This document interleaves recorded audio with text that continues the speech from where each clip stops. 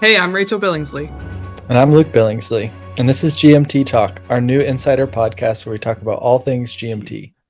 Today on GMT Talk, we'll be interviewing designer and longtime friend of GMT, Harold Buchanan.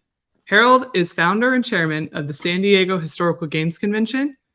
SD Hist is a not-for-profit corporation that runs conventions both online and face-to-face, with the mission to create a diverse and supportive historical gaming community. Harold was also a founding member of the Zenobia Award. Professionally, Harold has a long and distinguished history in the financial and investment worlds and is also a respected university professor in San Diego. He's also a devoted husband and dad to a great family. Given the sheer number of responsibilities Harold has, it's amazing to us that he has any time at all for game design. But as you may know, Harold has designed 3 historical games, Liberty or Death, which is Coin Series Volume 5 from GMT, Flashpoint South China Sea, which is Volume 1 in the Flashpoint series from GMT, and Campaigns of 1777 from Strategy and Tactics magazine. All right, let's get him on.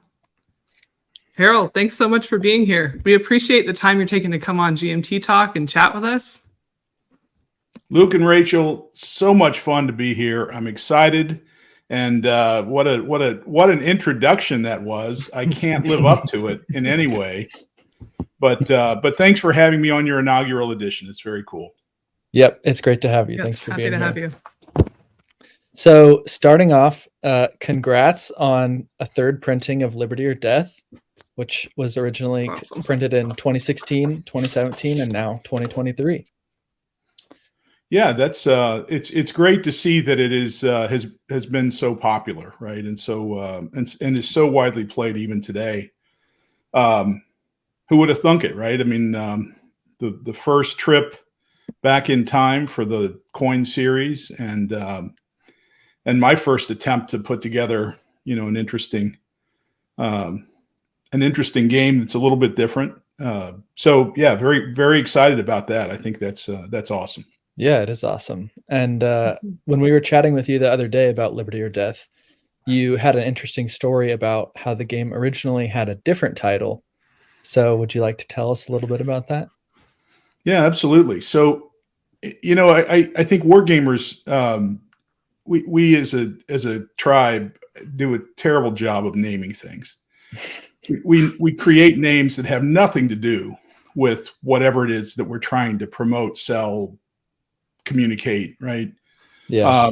To pick on Fred Serval, Homo Ludens, what does that mean? I speak English not very well. I don't know what that means. And there are any He's number definitely going to see this too. Yes. Well, we're not sure, right? But if he does, I love him and I love his stuff, but I don't know what that means. A distant plane. What in the world? What does that mean? So to continue that theme, when I started down the path of Liberty or Death, one of my favorite quotes comes from Machiavelli in his analysis of some Roman writing, and basically he talks about it's discourse on Livy is his piece. And he talks about the fact that when you have these, when you're highly expansive as a country and an empire, that on the fringes you have all of these people that are not real happy, and maybe a lot of people that are not happy about living under your guns. And so in Discourses on Livy, Machiavelli talked about a people numerous and armed that will come back and bite you in the backside, right? Which happened in the Roman Empire, of course, and is exactly what was happening with the American, with the North American population and the British, and frankly all over the British Empire, right? It was just a result of colonialism. Yeah. That eventually, it was going to unwind, and of course, looking back from this century, we know that it unwound, and there was pressure that caused that. So we know that the British soldiers quoted Discourses on Livy, and they talked a lot about people numerous and armed. It was a common communication that was documented in a lot of the writings at the time. So I thought, what a great name for a game, a people numerous and armed. But what does that mean? It really, in hindsight, it means it's silly. It doesn't mean anything about the American Revolution. It's just this obscure little thing. Let me give you a side story before I finish. I went to MIT to grad school, and at MIT, all the buildings are numbered. And as a matter of fact, the majors are numbered. So when I talk to another MIT grad, I say, oh, I was course 15. And they say, oh, I was course 25. And we know exactly what that means, right? The reason that groups of people do that is because it excludes non-members of the tribe, right? Oh, they're not going to understand go to building 13. Well, where's building 13? Well, they're not in order. Yeah. But just go to building 13, right? So the same thing's true, I think, with all these odd names for games, and they're just cutesisms, right? Mm-hmm. And yeah, if you know, but you got to be deep into the history, and so Mike Berticelli was the developer on the game, developer on a lot of coin games, and Mike said, he was polite to me, but he didn't really like. He said, let's take a poll and find other names. I said, okay, I'll consider whatever. Well, what Mike did was he took the poll and kind of showed it to me, but then ran to Gene and said, hey, Gene, everybody likes Liberty or Death. What do you think? And Gene says, yeah, I like Liberty or Death. And he said, okay, well, what about Liberty or Death or a people numerous and armed? And Gene says, well, Liberty or Death. So Mike calls me back and he says, hey, Gene says Liberty or Death is a great name for the game. So of course, first-time designer, not understanding the process of the people, I said, well, that's a good name. I'll take it. And in hindsight, it was the right name, right? Certainly Mike and Gene's experience tells us that, it's a clear name that evokes the period. It evokes the conflict. It's perfect. Yeah. And thank goodness we didn't go with the people numerous and armed. Now, what I did do was I named one of the scenarios of people numerous and armed. Nice. So, perfect. So I got a little bit out of it. And a little callback. All happy, yeah. That's good. That's great. And the rest is history. History is history. Well, yeah. That too. So for those who don't know, Conflicts of Interest Online has an article series titled My Favorite Card, asking different designers, developers, or playtesters involved in a game's development about their favorite card. And about a month ago, maybe a little longer, you asked me what my favorite card was from GMT's Mr. President. So now I would like to ask you, what is your favorite card from Liberty or Death, and why?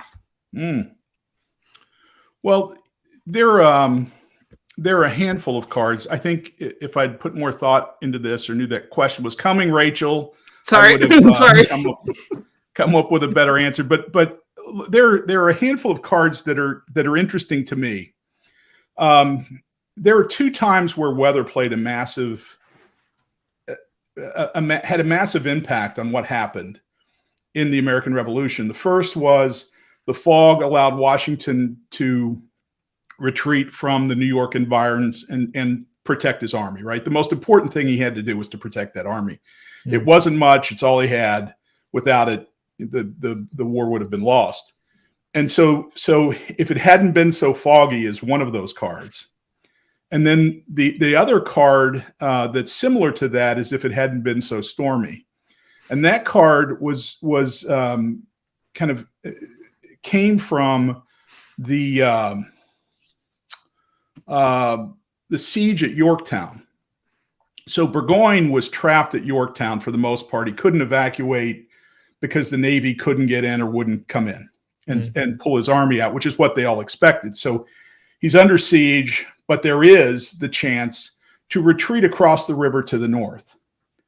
And I don't think it's the James River. I'm trying to remember what it is. If Volko was here, he would tell us instantly. But he had a very easy retreat across that river to the north. There was a relatively small force on that side of the river, Patriot force, and no French on that side, but Patriots to protect that eventuality. But the British would have pushed right through it and then started their trek back to New York. And when he started to do that, a storm kicked up and washed out the boats and made it made it unsafe, impossible to cross the river. And then the next day they surrendered. And so, I think those two cards, and they're also worded in a way to where all sorts of weird things can happen, and a little bit complicated, but I think those are my two favorite cards in the deck. Nice. Those are some great ones. I like those titles. Those are good. Mm-hmm. So shifting gears a little bit, next we'd like to ask you a few questions about the 2022 Charles S. Roberts Award for Best Modern Wargame winner, Flashpoint South China Sea. So, Also your design. well, yes, your design. What inspired you to design this game that's about the tinderbox in the South China Sea? I was working on another game, which hasn't been published, but a much larger, more complex game. And I came to your dad, and I said, "Hey, Gene, I'm stuck. I don't know what to do." And I wasn't going to dump all the details on him and have him tell me the right answer. I had to figure it out, but I didn't know what a designer does, right? And your dad's designed a bunch of games, and he's been around a bunch of designers, and he runs a publishing business that's very successful. So I said, "Gene, what do you do when you're stuck like this?" And he said, "I'd start working on another game. I would do something simple, maybe a little card game." And I said, "Okay, I'll do that. I'll give that a go." And at the time, I was thinking a lot about modern conflict between the Chinese and the United States in the South China Sea, and the fact that it's really a non-kinetic conflict, right? It's a soft conflict. Most conflicts are soft, right? I mean, the kinetic stuff is the history of the war game industry, but frankly, it's a very small part of conflict and conflict resolution in the world. Yeah, it's the last step, but it's not it's not as common as the number of games would tell us. So I thought, what an interesting little conflict, right? It's asymmetric. The Chinese are there. The U.S. is miles away.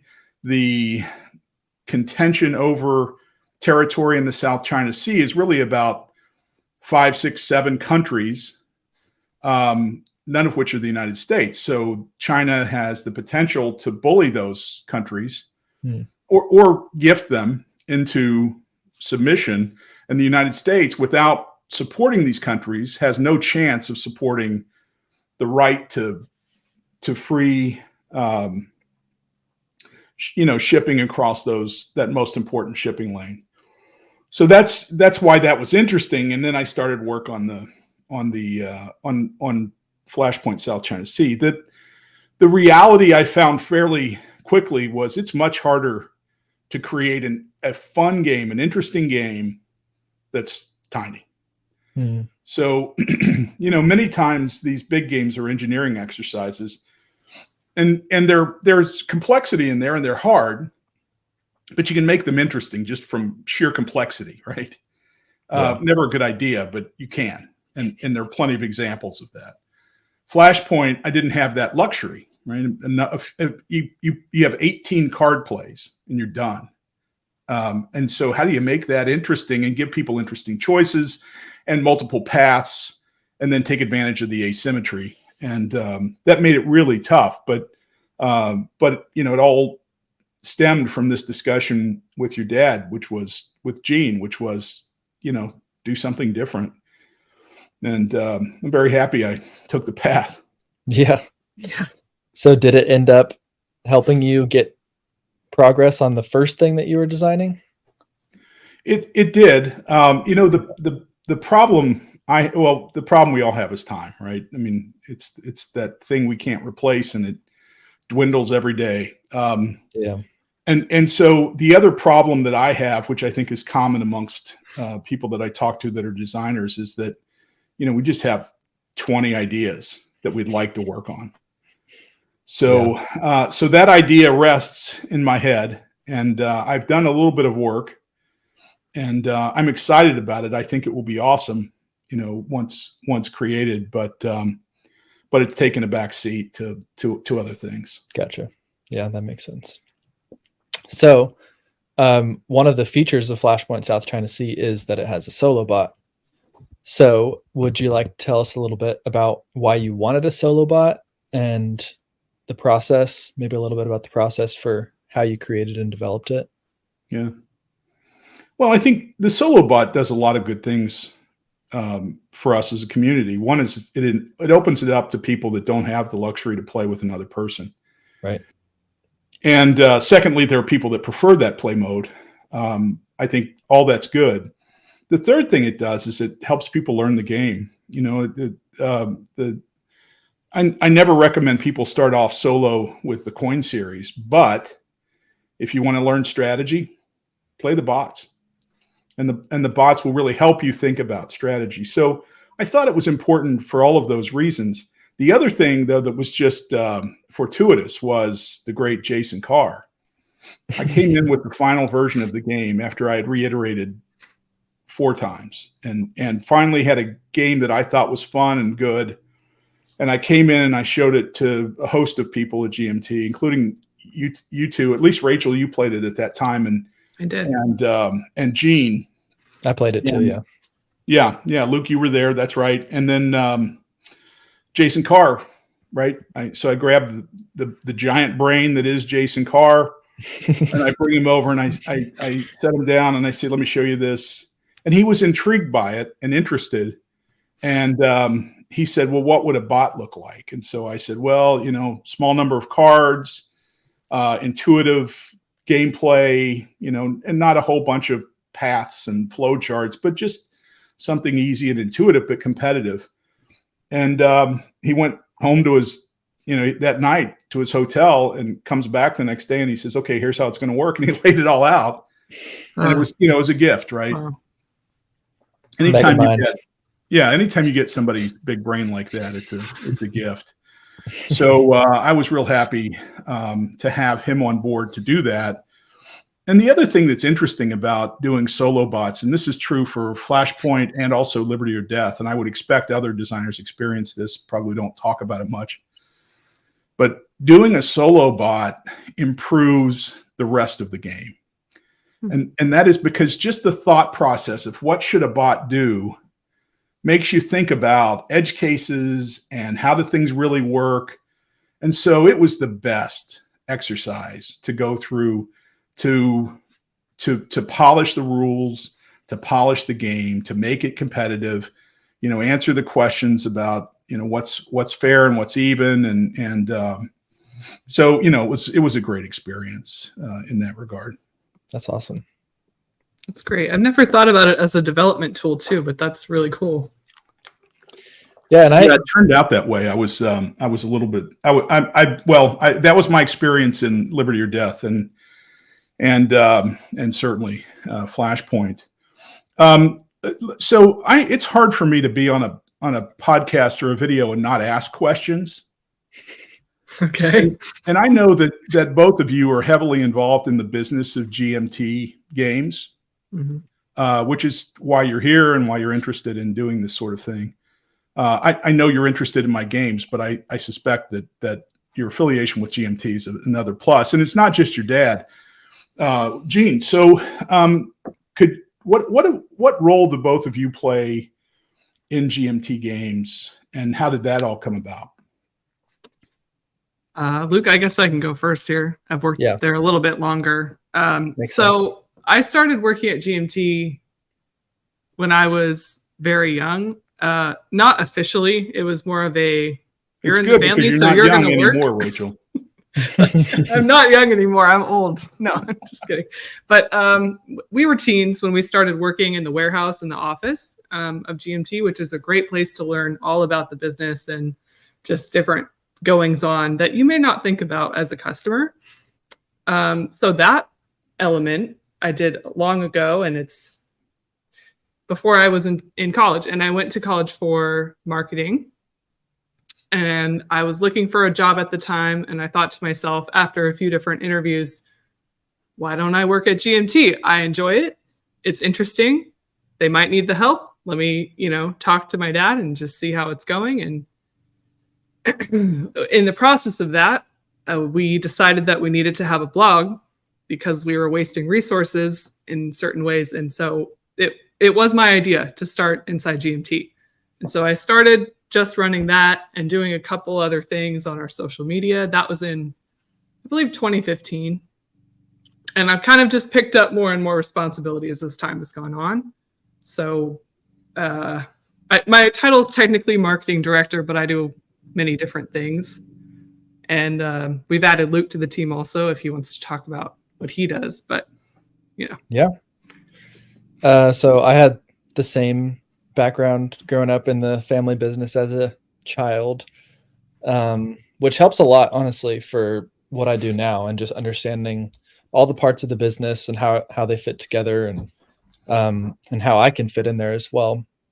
So I, in 2019, finished college and I was in a corporate job that I really disliked, just because of the corporate structure, and you got to get signatures from all these people down the chain of command before you can get anything done and all that kind of stuff. And I was home for Christmas and telling my dad about it, and he was like, well, would you consider GMT? And I was like, well, what can you offer?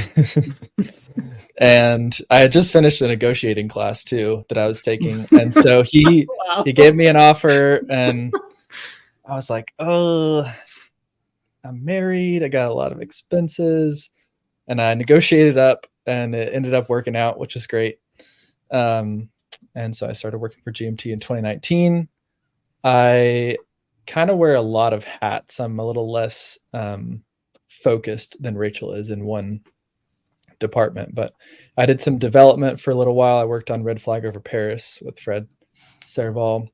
And so now, well, I don't do development anymore, but now I do some marketing with Rachel, and I do some accounting type stuff with Rachel, and I am also the ad manager for putting ads on BGG and Inside GMT and other places. So that's awesome. The best part of that story, Luke, is that your dad lowballed you on the offer.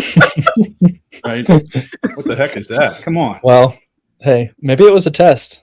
You know? Yeah, but good on you, right? That class, negotiating with your parents, is certainly an important class, and one that my kids have had recently as well. And Rachel, both of your work on Inside GMT is awesome. It really is prolific now. There's a ton of content that pushes through there, and it just it's an important part of the hobby and what we all do. So I appreciate that. The other great thing I think you all bring to the table to GMT, which is great for your father and the business in general, is just a different perspective and a collaborative style, which he's always had. But it's good for him to have some advisors that have his best interest at heart and the best interest of the company, and can also talk him through some of the new issues that we all face as our culture shifts and the demographics change. And who can say no with no fear of relational strife, right, as well, because sometimes it's, you don't want yes men underneath you all the time, yes men or women. So he's done a really great job of somehow separating father from employer. So we walk that tightrope often. It's a testament to him. So I'm wondering, and lots of other people are wondering as well, I think, what comes next for the Flashpoint series? Can you give us any teasers or anything? Yeah, I'll hit you in the nose with a few things. One of my next game of interest at the time when I was doing Flashpoint South China Sea was Venezuela, which is interesting because it's in our hemisphere, and of course, it's the application not only by the Chinese but the Russian of economic power and other designs in a state that really is problematic for the United States political interests. And so I thought, wow, that's perfect, right? That all sounds perfect. Then I started digging in and creating a design and dealing with recent history, and then just like Flashpoint, recent history, but also kind of what's coming. And man, that Venezuela story is sad. I mean, a proud, wonderfully productive people that are just oppressed by a broken system. And then the United States cutting off all ties, all support, economic and otherwise, and basically trying to break it as fast as you can. And that's what the game would be. And I'm just not interested in that particular design. Yeah. So I found that depressing and stopped post haste. And all these conflicts are depressing, right? War is depressing, and somehow we push around the counters and pretend that what's happening isn't really happening. And it's part of what we do, right? We study bigger things than death, but death is a part of what we do. So, but I just couldn't get over that in Venezuela, and so I decided not to do it. But my next interest is I've told you all and everybody else who will listen, including my dog, that Twilight Struggle is the greatest game ever made. I love it. I love everything about it. It's perfect. I play it all the time. I play it online all the time. Thank goodness for the Playdeck guys and gals. I mean, the work that they've done is wonderful, and basically wasting tons of my time playing Twilight Struggle against other people from around the world. It's just great. So that said, and by the way, Jason and Ananda, two of the greatest people in the industry, in the hobby. Mm. So I said, well, why not Cold War? Why not a model that you can play in 30 or 45 minutes of the Cold War? And, with a little bit different perspective, right? So maybe China is a more important part of the Flashpoint game than it would be in Twilight Struggle. Mm-hmm. And even though it's an important piece, it really is it's a sideshow to what goes on the map. But China's big, right? Big and important. Yep. So what about that? What about the arms race and that linkage to the space race, and the space race was the arms race too. So maybe that plays a bigger role. And so I'm going to design a game that's a little different, right? That feels a little different, looks a little different, playable quicker. I made some modifications yesterday to my prototype. I'm trying to have a prototype by SD HistCon. I won't be happy with it, but at least I can put it on the table and get people to point at it. And, and Jason and Ananda will be here for the November con, and of course, great. Rachel and Gene and Jason, and would love to get them to point at it and make fun of it and tell me what doesn't work. And but that's the process, right? That's what I need. I don't need people to love on me and tell me it's great. The best feedback you can get in a playtest is, hey, this doesn't work, or this game is no fun, right? That's the best thing that people can say to you in a playtest. The confirmation of the designer's dream of, hey, this is awesome. It's great, but it's not helpful. Right. And again, I'm not trying to be mean to anybody that tells me they love my game, because in playtesting, because I appreciate that. That's a kindness. And, all of our egos are fragile to some degree. But so Cold War is the next step for South China, for Flashpoint. I've thought about other sort of conflicts, but none that are really worth naming. There's one that I've talked about before, and Leonardo da Vinci and Michelangelo had a very interesting competition in and around Florence that I've considered and sketched some notes around. Mm-hmm. I think that would be a fun little, Flashpoint Italian Renaissance thing. But but Cold War is what's next. And as you were kind enough to mention in my introduction, I'm pretty busy, so I don't create as many designs as I'd like to. Gotcha. I look forward to seeing that potentially at SD HistCon. Yeah, that sounds super interesting. Speaking of SD HistCon, we do want to talk to you a little bit about that. But first, we'd like to welcome a special guest, Gene Billingsley, the founder and one of the principals of GMT Games. Hello. Hi, everybody. Hey, Gene. Hey, welcome to GMT Talk. Yeah, welcome. Thanks, Rachel and Luke. I appreciate that. I know how much you guys have put into preparing for this podcast, and I just want to tell you congratulations on your first episode of GMT Talk. Also want to congratulate you on your choice of your first guest. That's a pretty big honor, I think, Harold, to have them choose you. Harold's a great guy. One of the best things about this business is that the people you work with become your friends, and that's been true in spades for Harold and me. I really appreciate your friendship, Harold, and he's been there for me, and I hope I've been there for you a few times as well. I appreciate what you said about that story about where you started with Flashpoint, because I remember that phone call. I remember you calling me, and I was in a hotel in Las Vegas working on Mr. President, of course. And that's all you worked on for so long.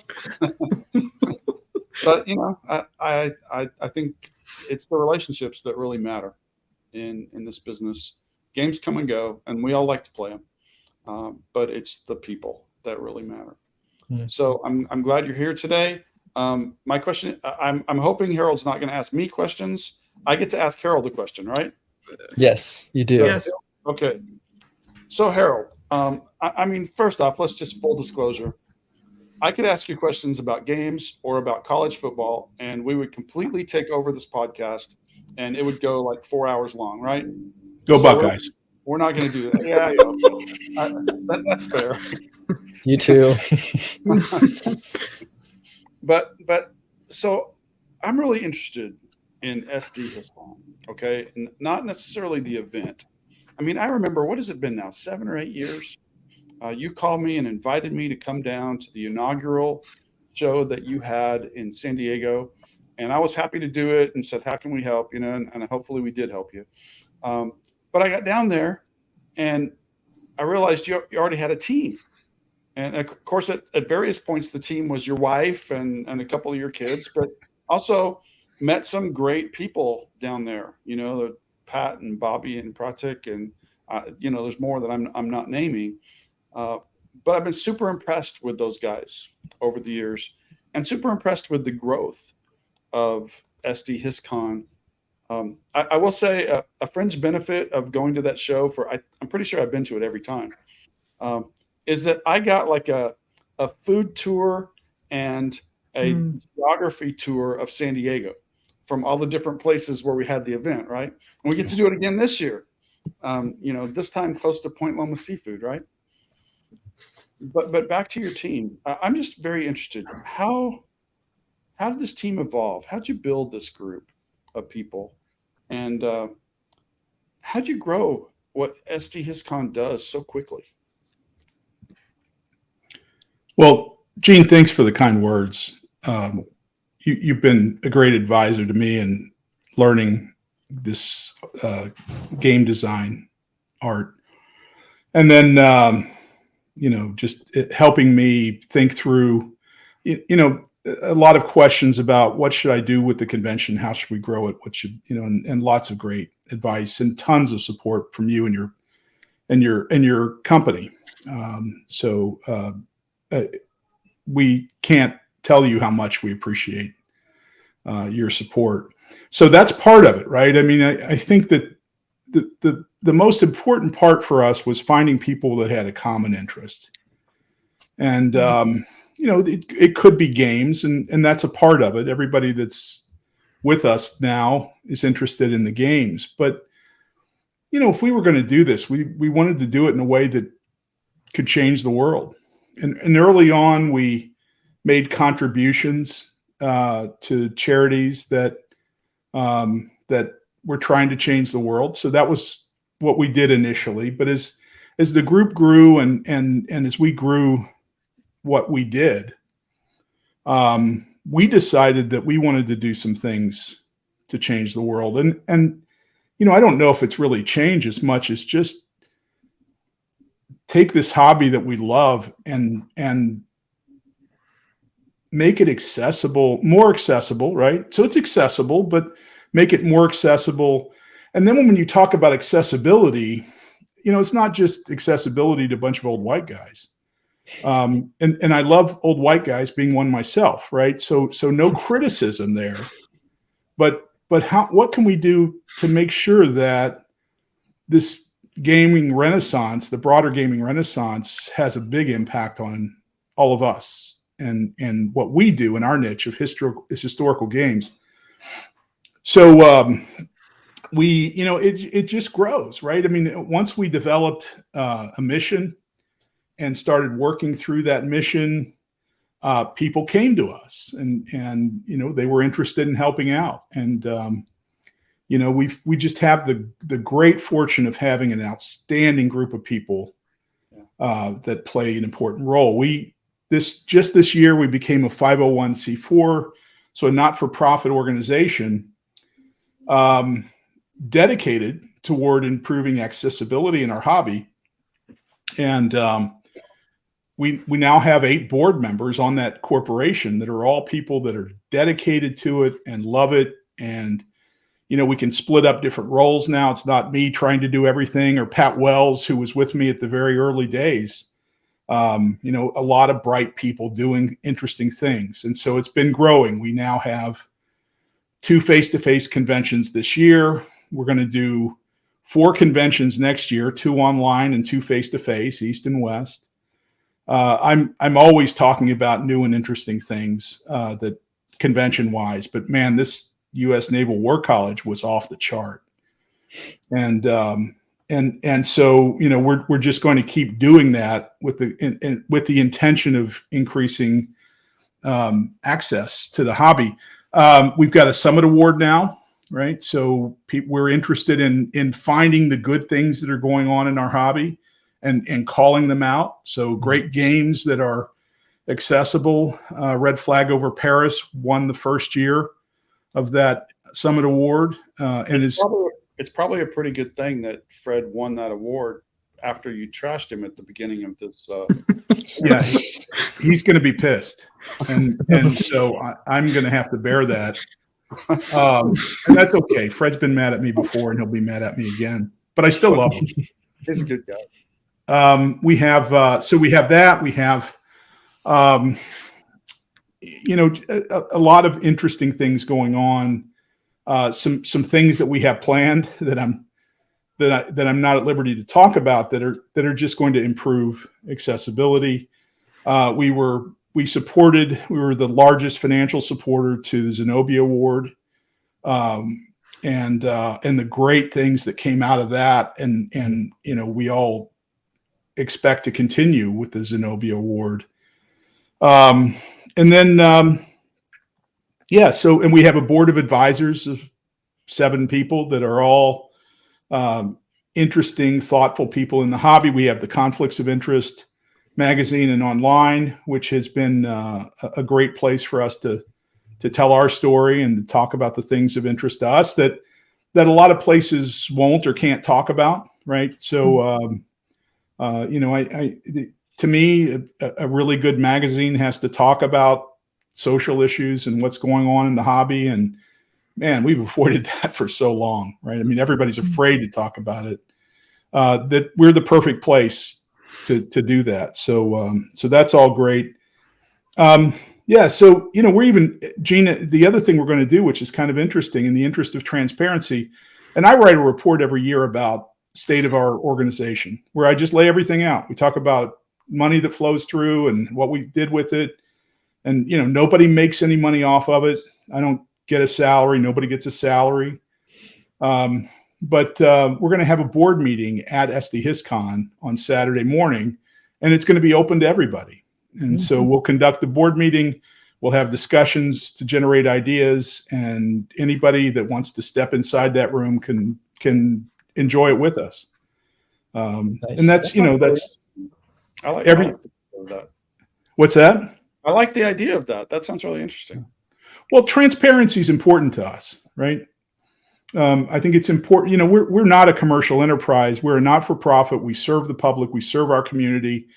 And it's important for us to talk about what we do and how we do it in detail so that other people can say, hey, look, that's too much of this or too little of this. and we'll consider everything. So transparency is important to the organization now. Mm. That's great. Well, thanks, Harold. I appreciate you answering that question. All right, back to our regularly scheduled. So you mentioned, sorry, I interrupted you, but I was going to say, you mentioned SD HISCON East at the Naval War College Museum. We were wondering if you could tell us a little bit more about how that went and maybe just a few of your favorite moments.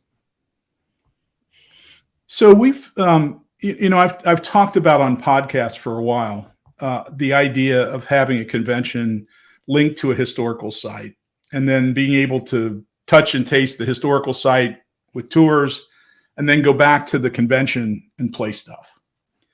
And, in the process, cool. in the process, I mean, it makes sense, right? We're in history. So let's lever that. And, my view was it would always be at Gettysburg or Saratoga, and maybe we do that someday. Right. But that was the idea. Right. And so in the process of developing that, I got to know Rob Doan, who's the curator of the U.S. Naval War College Museum, which is on the island, on the base of the U.S. Naval War College, which has an incredible history of wargaming.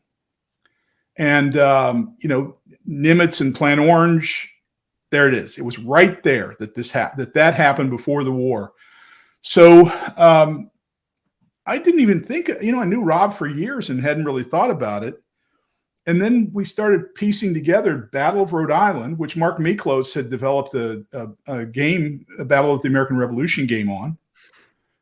Right there, right? It was right there.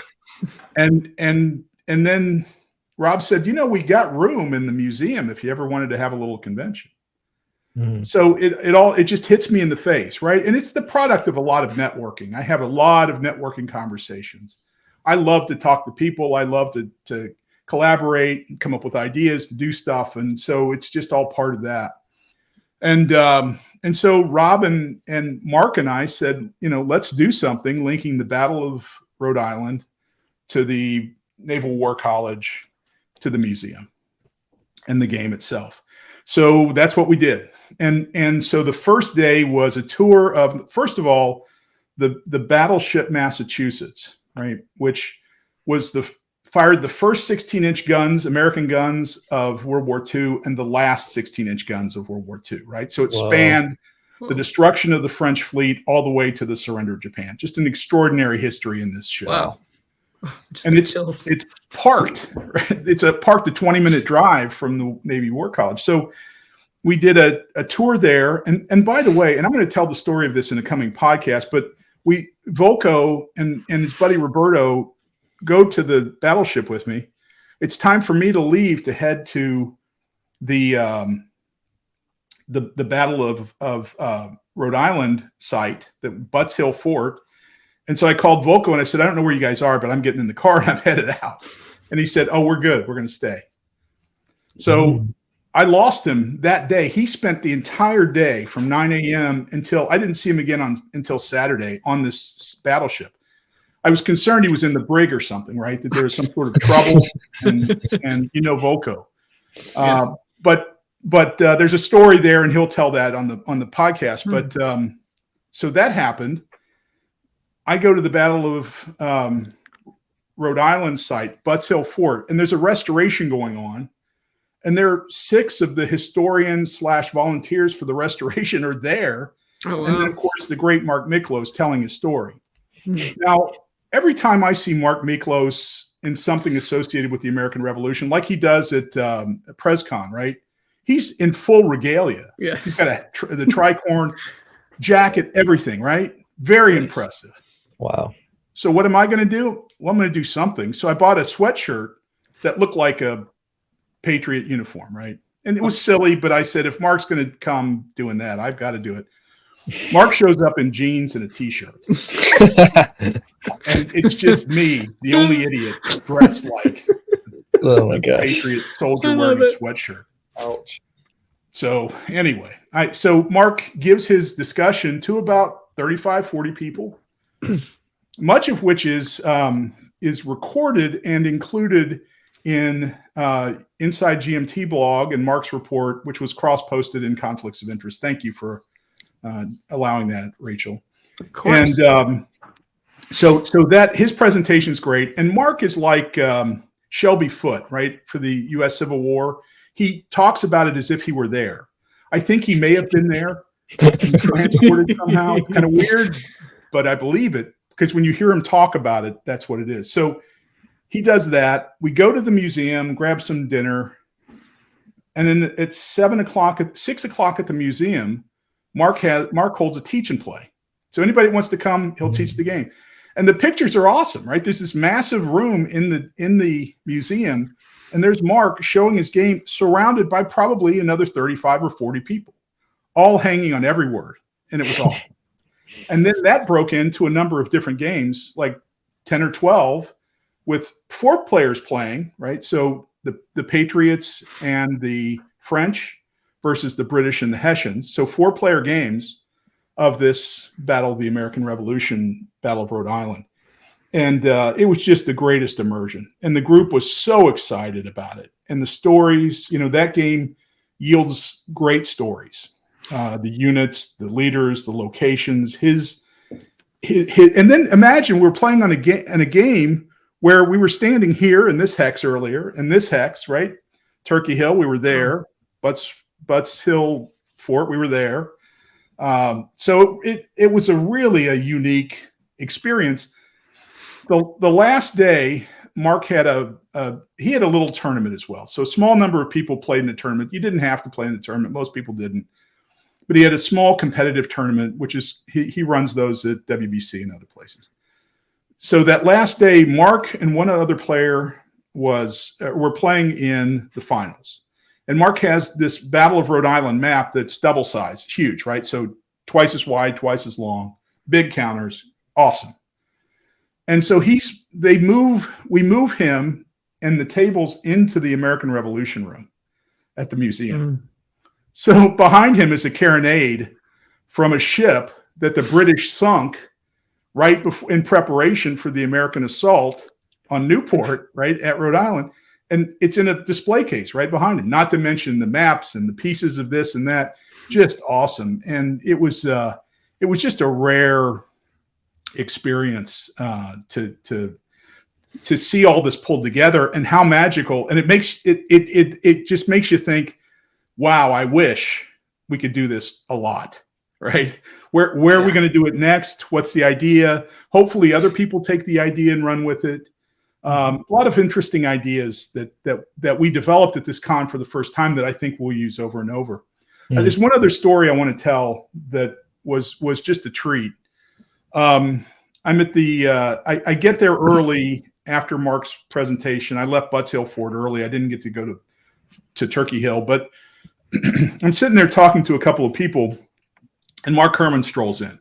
Mark Herman was on the faculty of the Navy War College, right? So he's the real deal, right? Yeah. Well, many of us fantasize about the idea of somebody that makes decisions looking at our game, right? And it's kind of fun to think about that. He's the real deal. He's done it, right? He's done it. He's taught it. He was there. So Mark says, hey, come over and I want you to help me or come talk to me while I set up Empire of the Sun. So I go with him. Every opportunity that I have to talk to Mark Herman, I take. My hope is that a little bit of brilliance rubs off on me somewhere. I'll carry a suitcase. I don't care. I just want some of that brilliance to rub off. So I go over and I sit down and we look over and there's a display case with a map and he says, hey, I think I know that map. So we go over to it and in the display case references a map for a conflict simulation made by Mark Herman. And it was just it was exceptional. That was a real treat and a big part of the convention for me. So I'm going to grab a cough drop while you all talk amongst yourselves. Can I give you a topic? Okay. Go for it. Let's follow on to Mr. President. I'll be right back. Oh boy.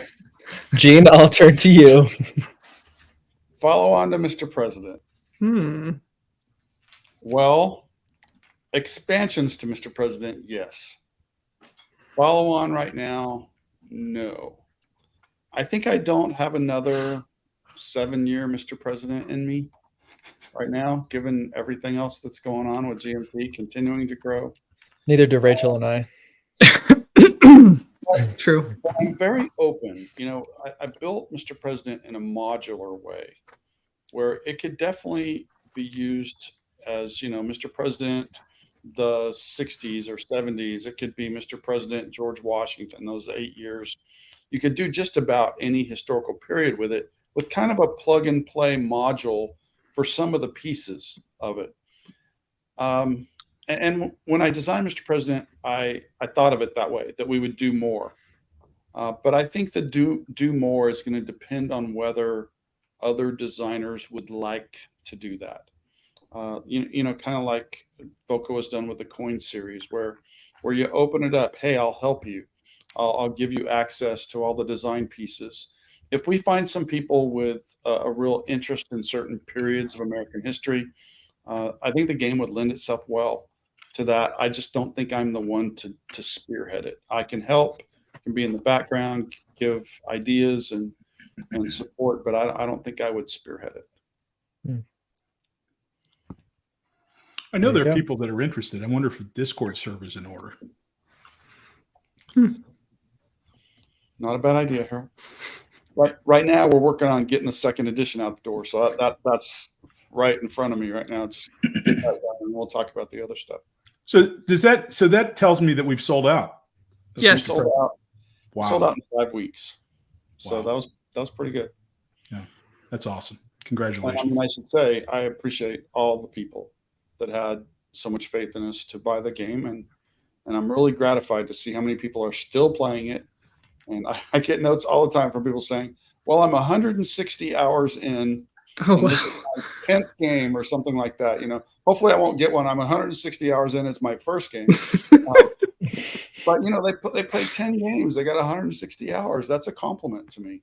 It's incredible.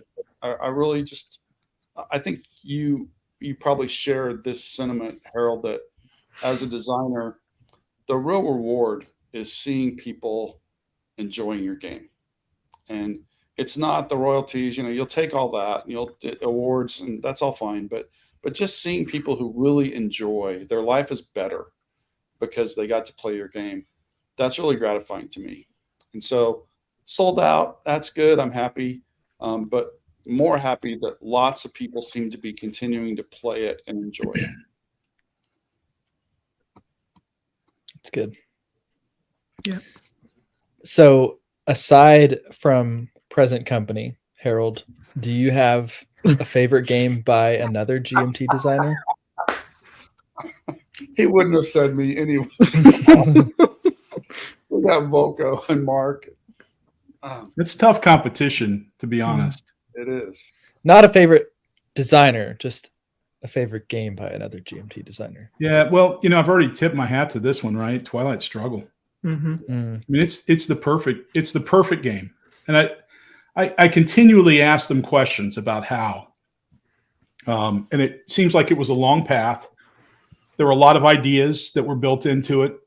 They started with army units on the map, and of course left that idea behind. Huh.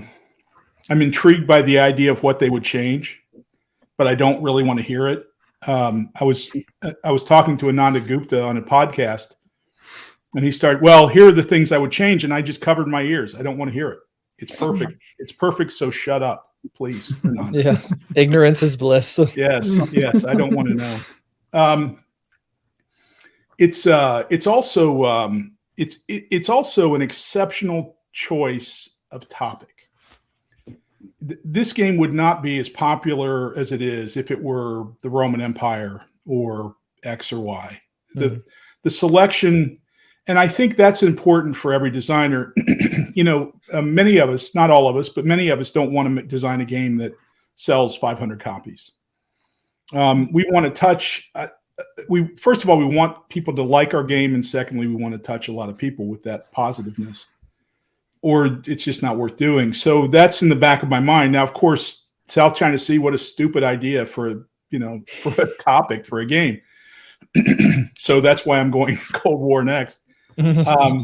but I think it was an astute choice, and they've done that twice, right, with Imperial Struggle, and so I think that's as important part of that game as its popularity, and the fact that it hits home, and the fact that when I was a kid I followed the Vietnam War, and I followed what went on in what was then referred to as the Near East, right, which is now the Middle East, and developments in Central and South America, and the politics of Europe, and all of that's in this game, and so it's just awesome.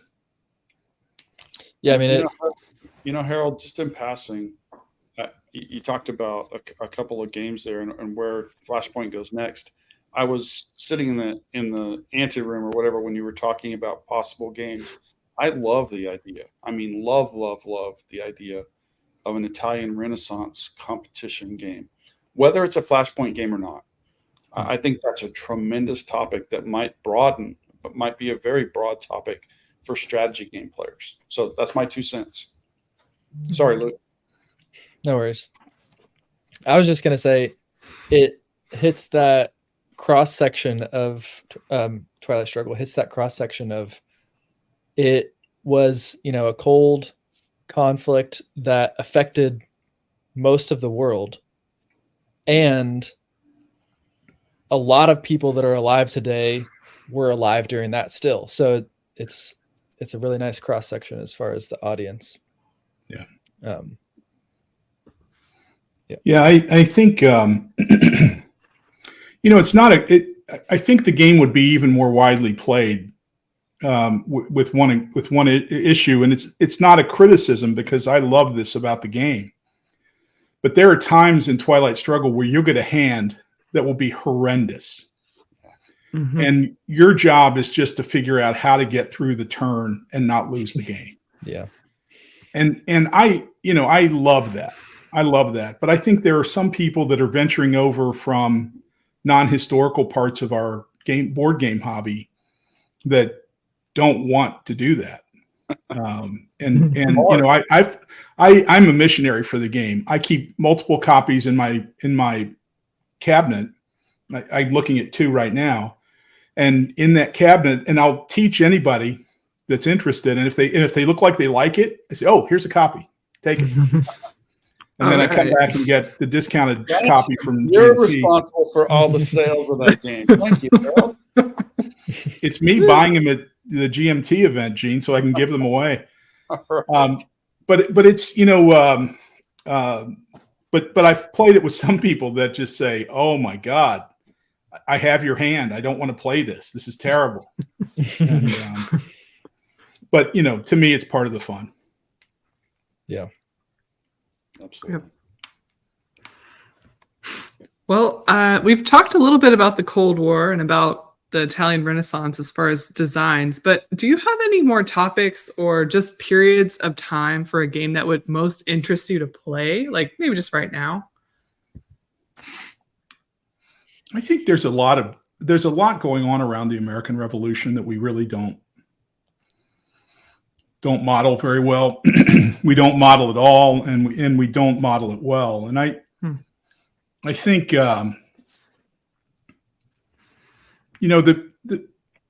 fall of really it was the beginning of the fall of colonialism in the American Revolution, and there was a lot going on at the time that wasn't American, right?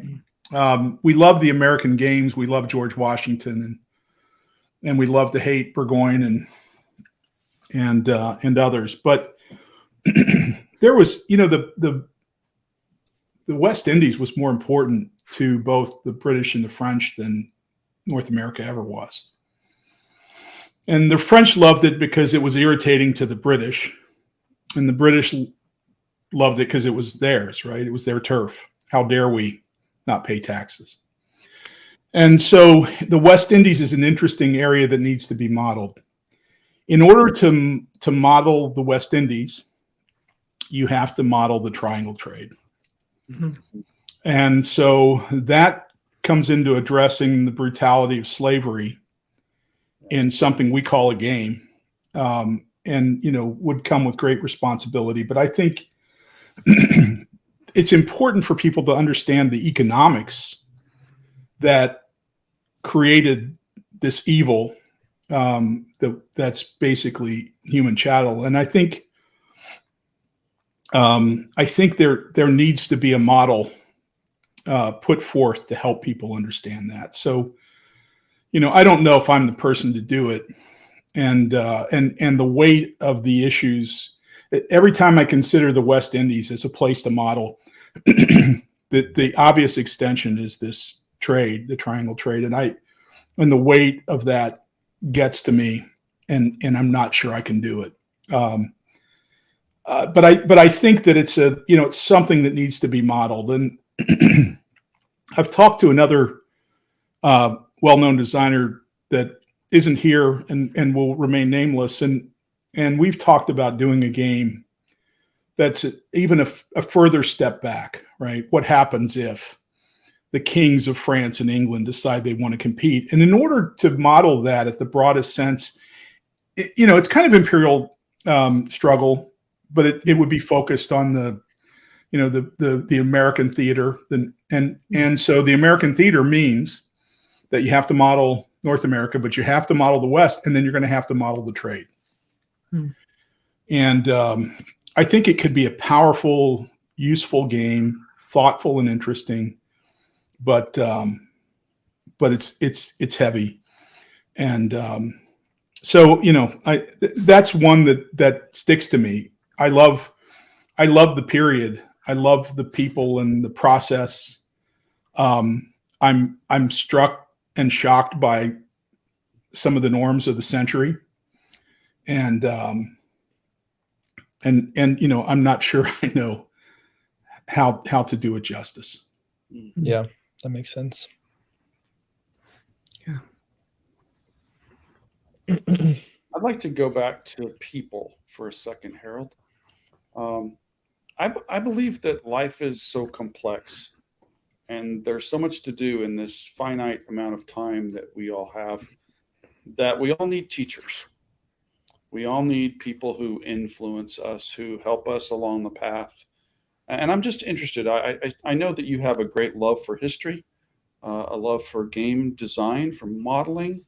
Tell me about some of your teachers that have influenced you or encouraged you in that pursuit. Yeah. Well, if I can be loose with the definition of teacher, right? It's people that may had a big influence. One was a friend of mine who's now deceased, that was a big gaming buddy early, introduced me to many games, SPI. When I did campaigns of 1777 in strategy and tactics, the reason I did it there was because my buddy John loved strategy and tactics. Mm-hmm. So I thought it was a great place to dedicate something to him. Mm-hmm. Yeah. So that was, he was a powerful influence on gaming and history. He was really the first time I played games and I would do something in the game, or he would talk about what happened, what the history was, right? And so for a young kid playing games for the first time, it's a very powerful. It was a powerful shift in how I thought about historical games. When you really realize how the history is played out and how important it is, and how it's reflected in the model and what happened. So that was all very powerful. I stopped gaming when I went to college, and I just got distracted with the importance of school and work, and didn't do anything until my kids started back to left the house for school. And so really, just limited issues there. When I was in grad school, I went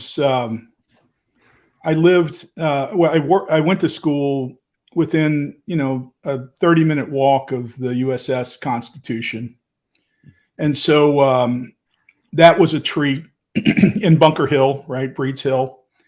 And so, that was a powerful influence on me in history once I really realized what was so close to me. And Boston and Cambridge are really wonderful museums. And, I could spend days wandering the streets because so much important stuff happened. Yeah. So that was all important. So Boston was a teacher. Massachusetts was a teacher. And then, I think I spent a ton of time when I did Liberty or Death with Volko. I started that as a little model for me and friends. We played Andean Abyss, thought it was awesome, and played it a lot. And it's about the time I rejoined the hobby, and I said, "Wow, I can't believe that there was nothing like this in the future. I can't believe, or in the past, I can't believe this is here, right? Or at least my past, right? I took a lot of years off, so I started playing that. I said, "Hey, I love the American Revolution. This kind of fits, right? What a cool way to bring in 4 parties." I studied negotiation and economic game theory in graduate school, so I knew that conflicts with 2 people don't exist. There are tons of people always at the table. So what happens? Who are the 4 people if it was the American Revolution? So that game shook up my thought. And then, when I decided to start work on that, I said, "Volko, I'll need some of your time." And what he agreed to do was to spend an hour with me every week. That's a big commitment. For a year, he would, and I would honor the hour, right? I would not let it go over, and I was prepared, and he was magnificent as always, right? That goes without saying, but he had a huge influence on how I linked the stuff that we do to history and modeling it. And I can't understate his impact on my view of this stuff and a whole bunch of other stuff, right? I mean, he and I were employees 1 and 2 of the Zenobia Award. He's on our board of advisors. He was at the con in Newport. I just like Mark Herman, I try to learn as much by proximity from either of those people that I can. Yeah. So that's a list of teachers. Well, thanks, Harold. I appreciate that. Yeah, thank you for sharing. It's great to hear about some of your past in the hobby and how that's brought you to where you are today. Mm-hmm. So that is all we have for today. Thank you so much, Harold, for taking the time to chat with us and for being the inaugural guest on GMT Talk. It's been a pleasure. We also want to thank you for your vision and skill in bringing such cool and interesting games to GMT, and for all you're doing to help make our hobby a better, broader, and more inclusive space. So I'd like to thank go ahead. Luke and Rachel, and of course Gene, but Luke and Rachel for inviting me to be the first guest. I think the condition was that I couldn't ask any questions, which I violated post haste. But I can't help it. I just give me a microphone. I'm going to ask questions. And that you couldn't talk about football, and you guys already did that. So yeah, that's right. So that's probably what I should close with. But look, I am GMT has been great to me, and it's a great pleasure to be here with you all. And I hope you can edit out my coughing. We'll see about it. All right. Thank you so much. We will see everyone next time on GMT Talk. See you next time. All right. Take care.